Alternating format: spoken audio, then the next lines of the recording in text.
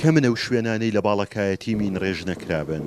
تاکو ئێستا 776 کیلۆمەتر چوارگۆشە لە کوردستان مین ڕێژکراوە و لە سنووری پارێزگای هەولێر باڵەکایەتی چڕترین ناوچەی مین ڕێژکراوە.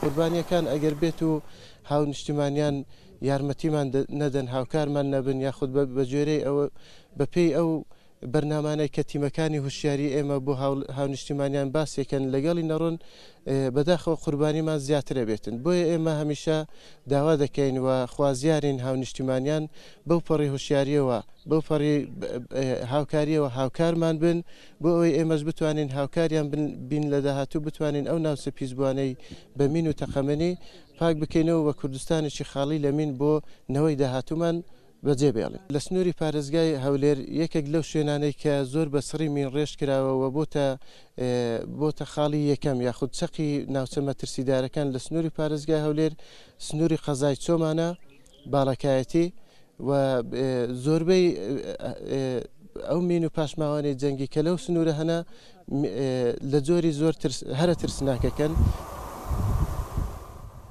بەپێی پەیماننامەی ئۆتاوا تاکو ساڵی 2028 دەبێت کوردستان لە مین پاک بکرێتەوە. جگە لە پاشماوە جەنگیەکان 12 جۆر مین لە باڵەکایەتی چێنراون و دژمنێکی شاراوەیە و ساڵانە خەڵک دەبێتە قوربانی. داوا لە هاوڵاتیانی خۆشەویستی و ئازیزی خۆمان دەکەین بە تایبەتی ئەو هاوڵاتیانەی بەمەستی کۆکردنەوەی گژوگیا بەهاریەکان یان گروپە شاخەوانەکان ڕوو دەکەن ناوچە کوێستانەکان و ئەو ناوچانەی کە بەڕاستی مەترسیدارن و چەلگەمینن.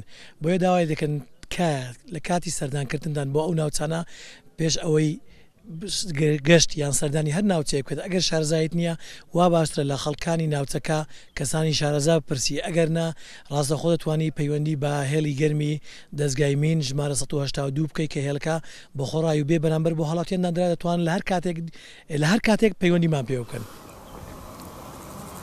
لە دەڤەری باڵەکایەتی کێڵگەی مین ڕێژکراوی زۆر ماون و تاکو ئێستا پاک نەکراونەتەوە. بەشێکیش لە کێڵگە مینەکان کەوتونەتە نزیک ئاوەدانی.